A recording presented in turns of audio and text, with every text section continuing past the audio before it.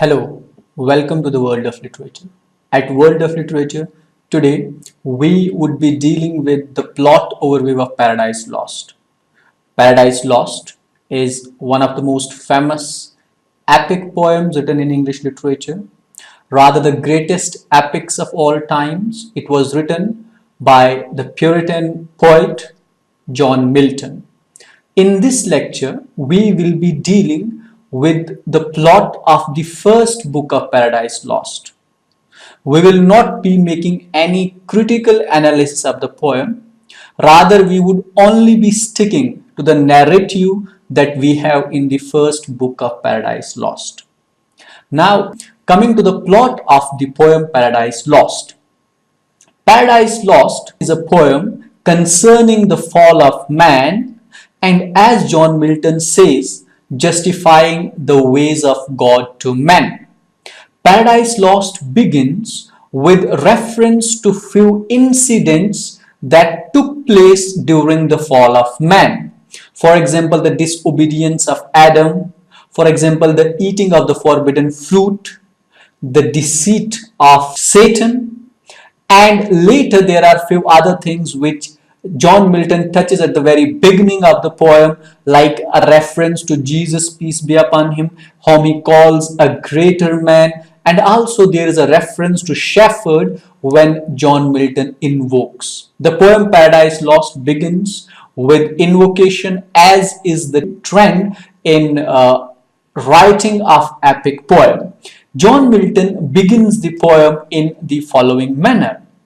He says, of man's first disobedience and the fruit of that forbidden tree, whose mortal taste brought death into the world, and all our woe with loss of Eden, till one greater man restore us and regain the blissful seat.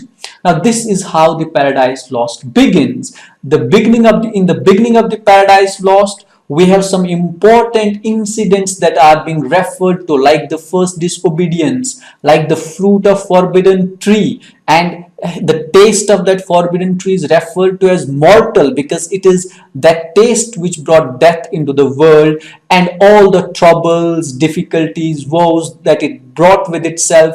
And John Milton says it began with the loss of Eden, and he concludes the argument at the very beginning by saying that the loss of Eden was restored back by a greater man, which is a reference to Jesus, peace be upon him. Later, John Milton would be invoking to the muse.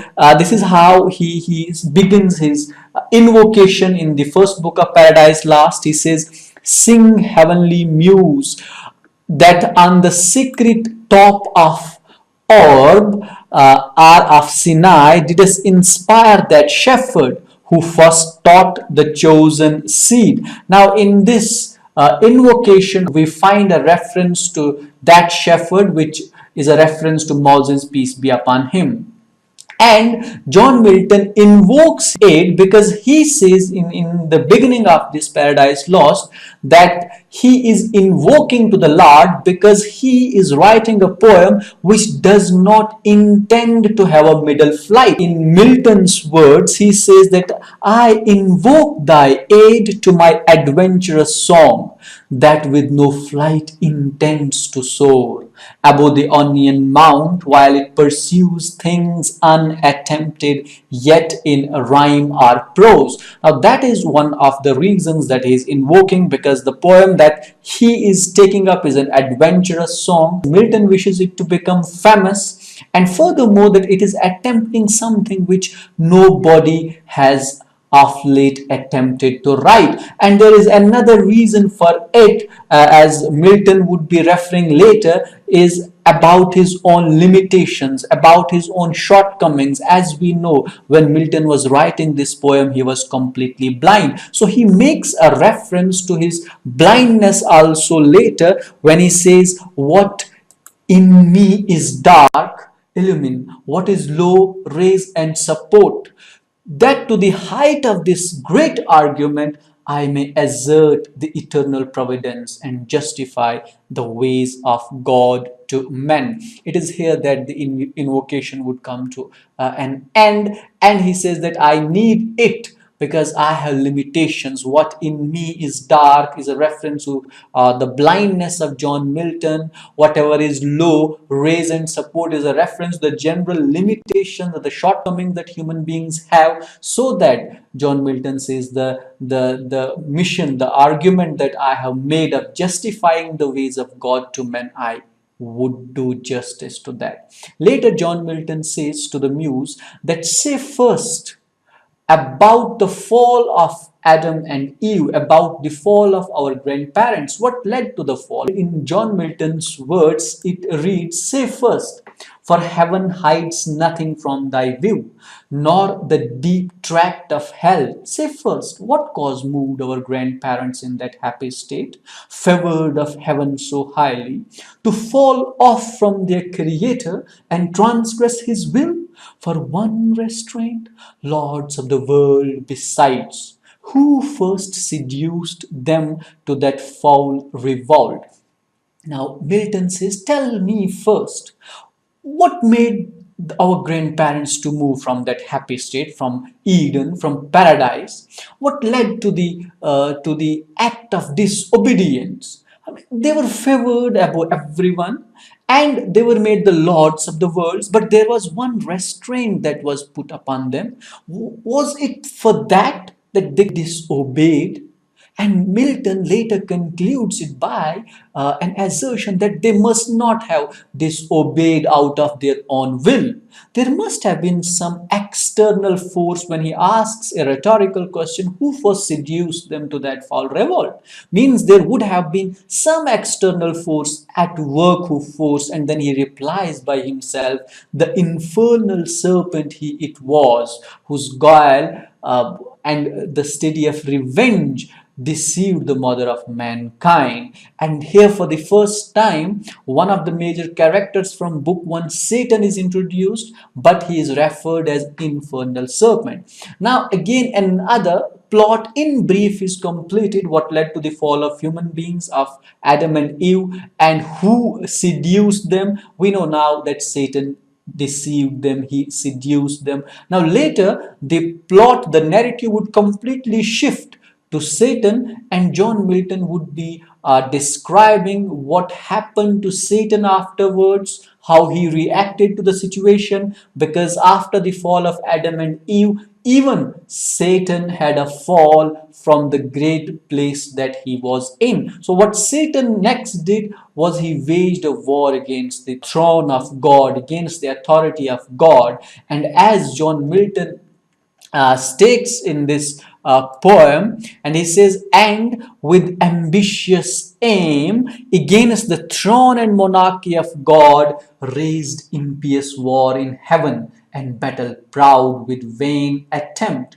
him the almighty power hurled headlong flaming from the ethereal sky, with hideous ruin and combustion down to the bottomless perdition, there to dwell in adamantine chains and penal fire. Who does defy the omnipotent to arms? Now this is in brief the explanation or the description of war that took place in the plains of heaven between the fallen angels led by Satan and God.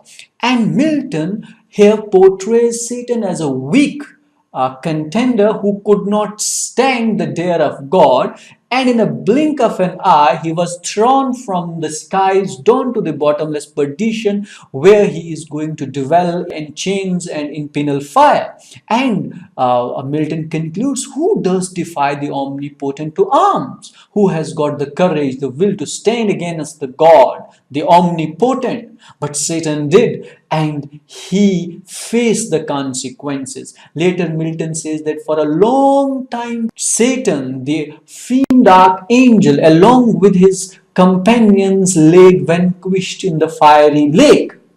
And it was a place where he was confounded, but he was immortal. They weren't going to die. And when he was there in that fiery lake, he had a look around as far as Milton says that angels can view, and what he viewed was the place, a horrible place, which is hell. And the description of this horrible place is given beautifully by John Milton, and which has become famous description of hell in literature. And this is how John Milton would be describing that hell. He says, a dungeon horrible on all sides round, as one great furnace flamed, yet from those flames no light but rather darkness visible, served only to discover sights of woe, regions of sorrow, doleful shades, where peace and rest can never dwell, hope never comes, that comes to all, but torture without end, still urges and a fiery deluge, fed with ever burning sulphur unconsumed. That is the place where Satan, along with his companions, is laid, and this is described by Milton as a place which is a furnace, which is a horrible dungeon, where there is only flames of fire and there is no light. But from the flames you have darkness visible, you have sights of woes, you have doleful shades, you have regions of sorrows, a place where peace never comes, a place where rest never comes, but a place where you have an ever burning sulfur which is never consumed, which always remains unconsumed. Now Satan remains at that particular place, and then he has a look and he finds besides him a companion of his whom John Milton calls as Beelzebub, and he says he was known long before in Palestine as Beelzebub. And then the first address that Satan makes in the first book of Paradise Lost is to Beelzebub, and this is how he would address Beelzebub, and Beelzebub to him is unrecognizable, as he says, if thou beest he, but oh, how fallen, how changed from him who in the happy realms of light, clothed with transcendent brightness, didst outshine myriads though bright. Now, Satan is confused when he has a look at Beelzebub, and he cannot identify him, he cannot recognize him, because he had known a Beelzebub who was altogether different to what he is now.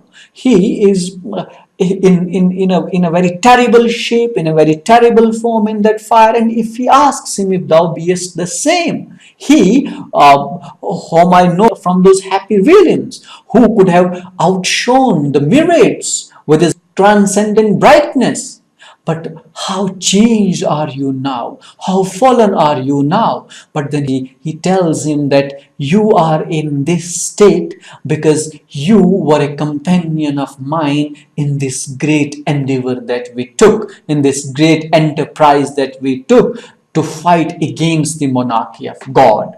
Now, since you are party to me then, now you have been caught in equal wrath, and now you have to suffer equal troubles and sufferings as do I. And then he makes a reference to the battle which they fought, but then he himself says that something went wrong in that battle, that we were overthrown, but that overthrowing by that victor, that angry victor, hasn't reduced or diminished our courage. And then he speaks those famous lines where he says, what though the field be lost? And this is how John Milton writes it. What though the field be lost? All is not lost. The unconquerable will and study of revenge, immortal hate, and courage never to submit or yield. And what is else not to be overcome? Now he says that we have lost the battlefield. We have lost the first battle, but with that defeat we have not lost everything. There are many things that continue with us, and they are the unconquerable will, they are the study of revenge, they are the immortal hate, and that is the courage that we will never submit or yield. And if we have so many things with us, there isn't anything that anyone can come and conquer. We have all these things, and there will be a time when we will gather back our courage, diminished courage.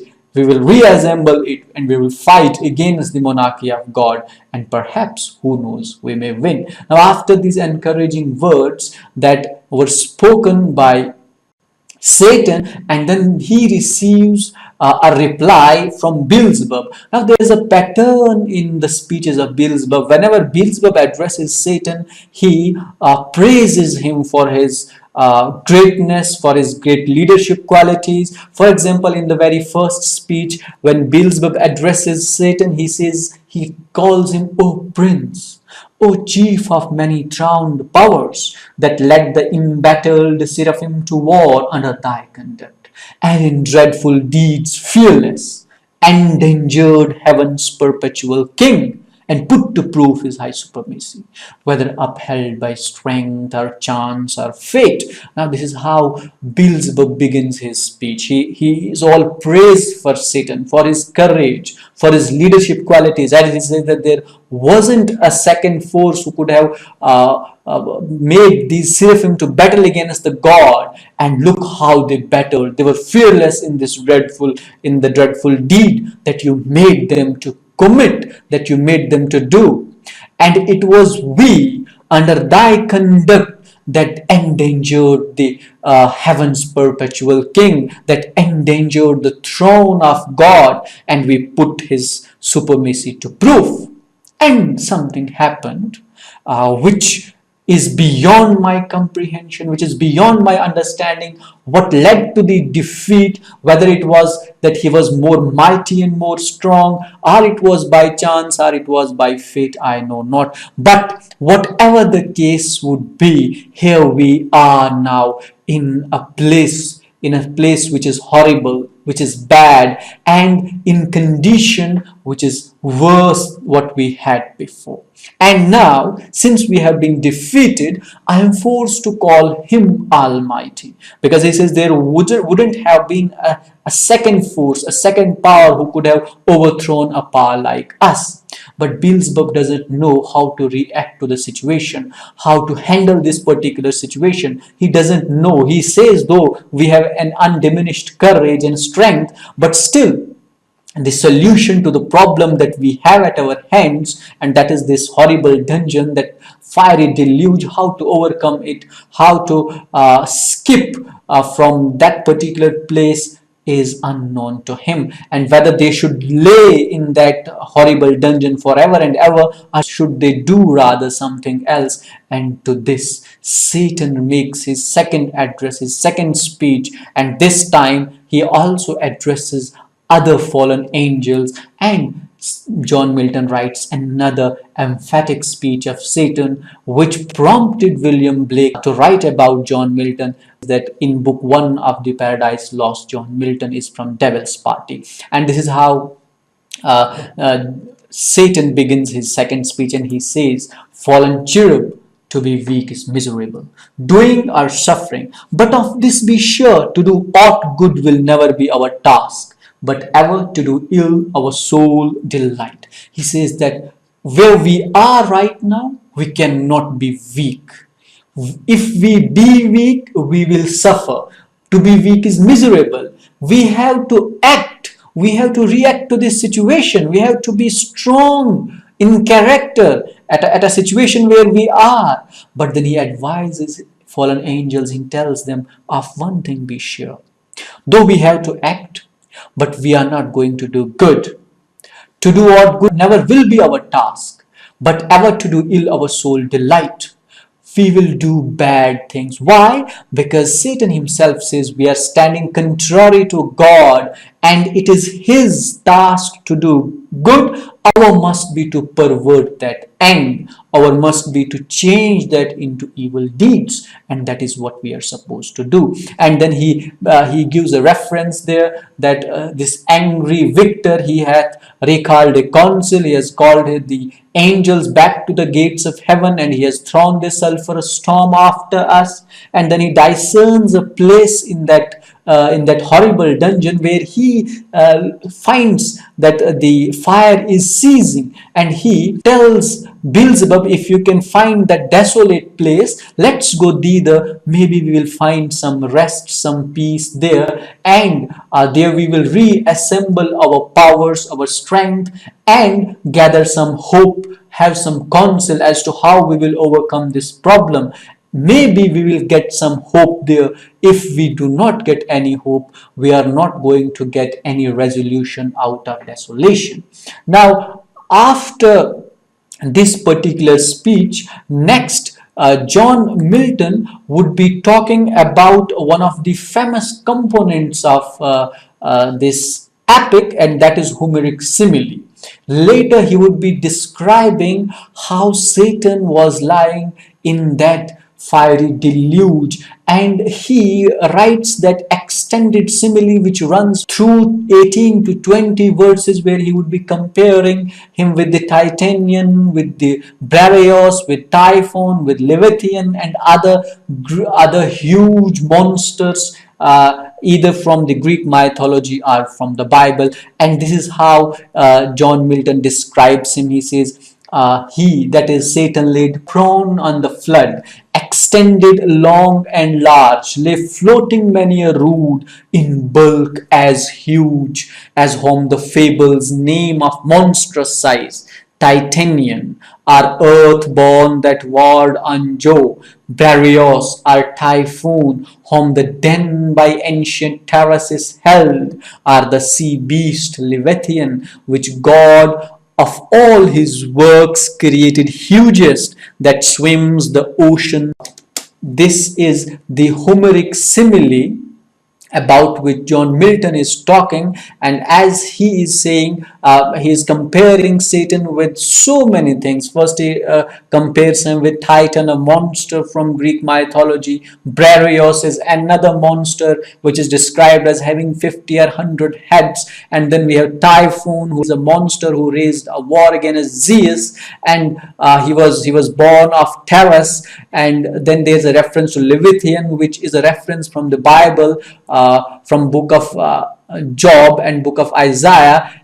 And this is the Homeric simile. Later, John Milton would be comparing in this simile Satan with an island which is mistaken by a sailor, by a captain, as an island. Now that makes a reference at how large and how huge Satan is. Now, after John Milton concludes this simile, this Homeric simile, now he says that Satan was lying there in that particular deluge, in that horrible dungeon, and he was there because of his own reiterated crimes. He was left by the Supreme, by God, to his own dark designs, because with his reiterated crimes he was heaping upon himself damnation upon damnation, because he thought to do harm to the Adam and Eve, who fortunately were again raised in stature by God. But Satan went on from damnation to damnation, from fall to fall, and he fell further with his crimes which he kept on committing consistently.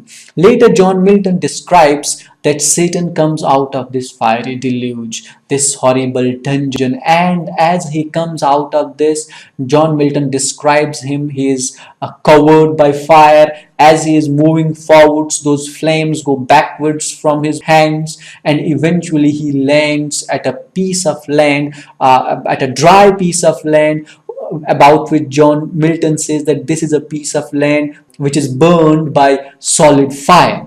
Now, up to this point, Satan was in fiery lake, which was liquid fire. Now he is on a dry land, which is not burning right now, but has been burned by fire. And here, John Milton would be comparing that piece of a land to the land which is burned by volcanoes. And this is how he says that till on dry land he lights, if it were land that ever burned with solid, as the lake with liquid fire. And he compares that dry piece of land to Athena, which is an active volcano in Sicily, and he says that this volcano keeps on erupting, and with these consisting burning fires, the convincing fire which is sublimed with mineral fury had made this place full of stench and smoke. And he says such was the place that was found by this unblessed feet. And later Satan is joined on that part of the dry land by Beelzebub. Now when Beelzebub also lands on that dry piece of land, Satan would be addressing a third time Beelzebub, and this speech would be a reference to that particular piece of a land where Satan has now landed, which is dry. And he says in this particular speech of his, is this the region, this the soil, the clime? Said then the lost archangel, this the seat that we must change for heaven, this mournful gloom for that celestial light. Now this is how he refers to that particular place. Is this the region? Is this the clime? Is this the soil? Now he doesn't like that piece of land. He has still got the memories of Eden fresh in his mind, and wherever he goes he would be comparing those beautiful realms of paradise of Eden with any piece of land where he goes. And he says that, but if it be so, let it be. At least here in this place we would be far away from him, that is God. And now he is left to his own discretion, and let him decide whatever he does. We will not be there to confront him or go against what he has decided. Here we may reign secure, for he says that this is a place where he hasn't built a place like horrible dungeon for his envy. So since this is a place which I find to be better, and this may be a place where reigning from here could be easy, because we are not burning with fire, we don't have that sulfurous combustion put after us. And as Satan says that here we may reign secure, and in my choice to reign is worth ambition, though in hell better to reign in hell than to serve in heaven. Now this is how he responds to this situation, that this is the place where we will reign, where we will from where we will rather reign. And he says that it's better to reign in hell than to serve in heaven.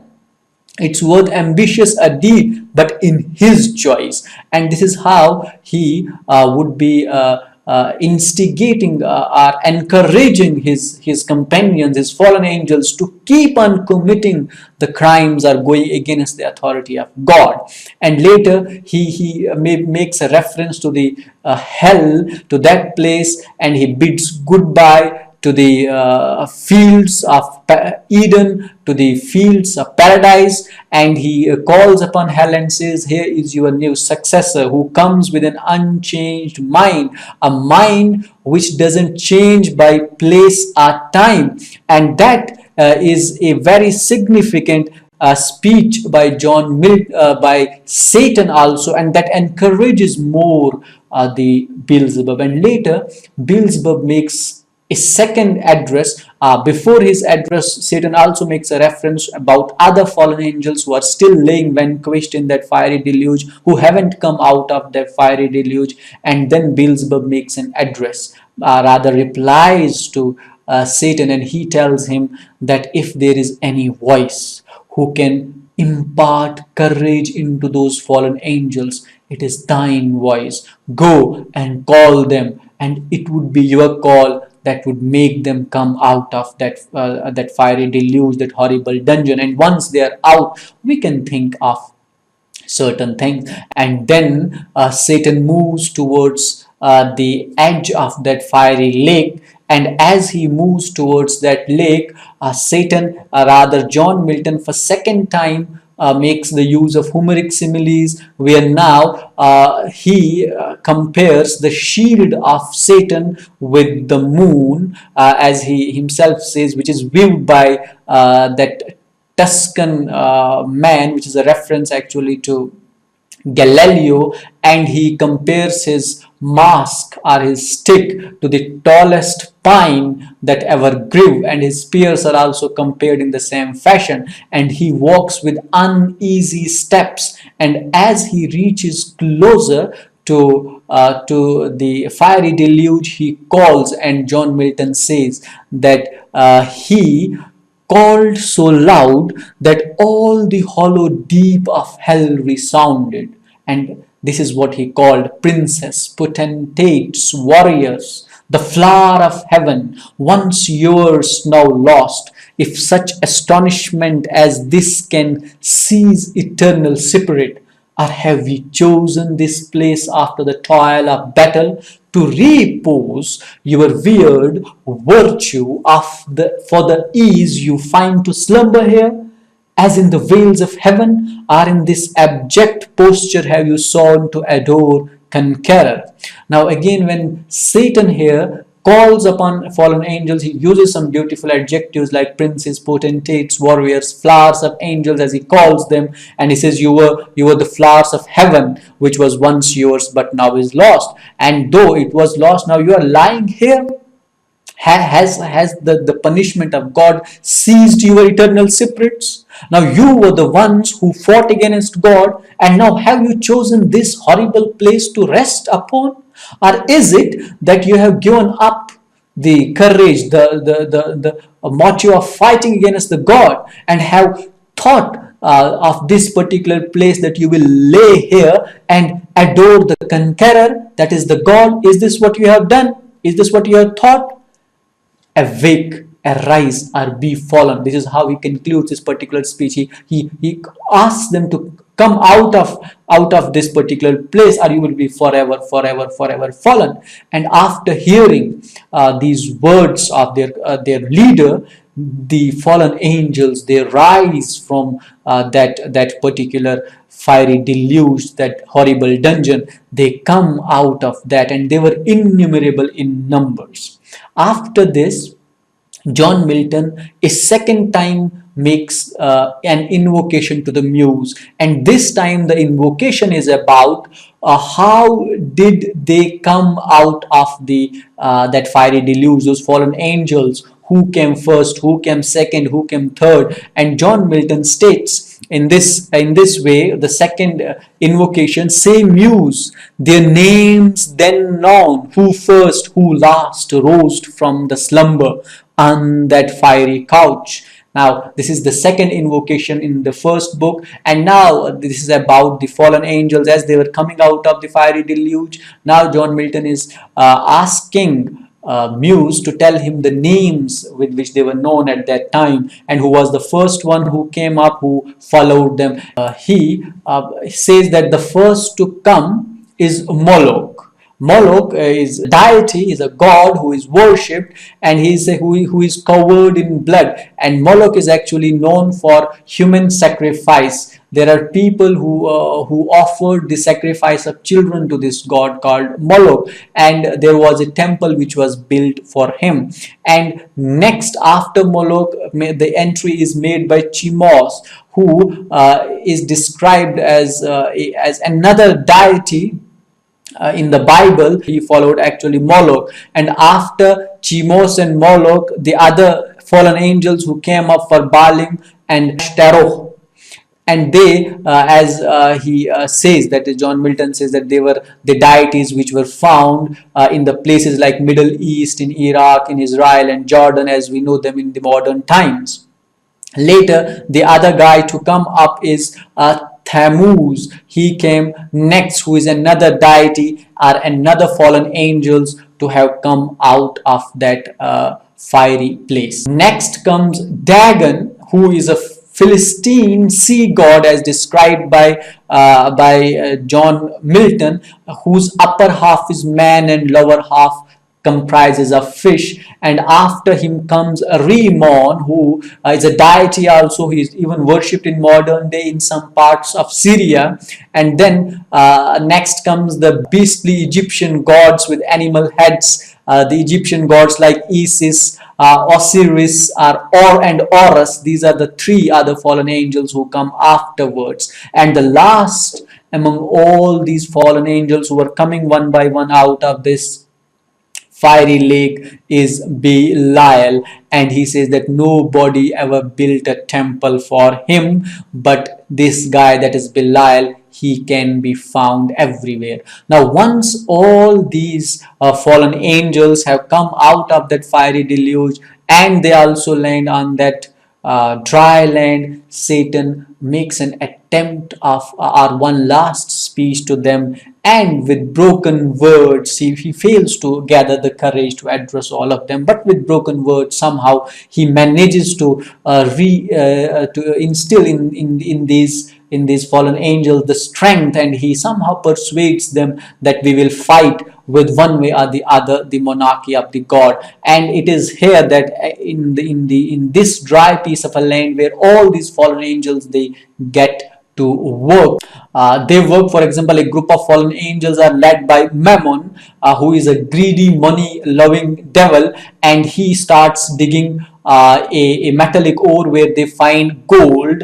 And there is another group of angels among those fallen angels who take that metallic ore, that gold, and they, with the help of liquid fire, they try to burn it, or they try to solidify it. Later, these fallen angels they would build a temple which John Milton calls as pandemonium, and it is in this pandemonium where all these fallen angels would go, and there they will settle to make a council together. And then John Milton concludes the book that these fallen angels who were once large in size get reduced to a very minute creature so that they can accommodate in that pandemonium. And it is here that book 1 of Paradise Lost ends, and the council becomes the subject of book 2 of Paradise Lost. So that was